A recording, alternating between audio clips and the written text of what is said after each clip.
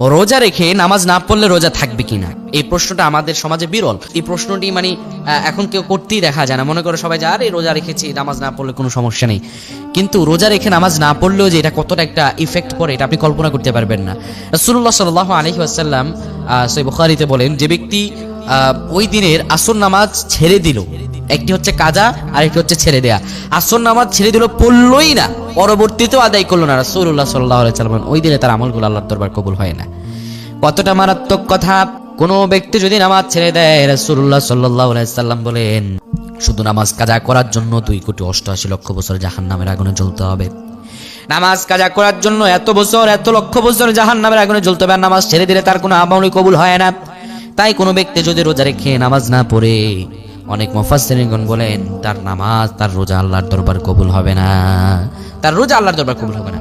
কিন্তু অনেক আলেমগণ বলে থাকেন রোজার সঙ্গে নামাজ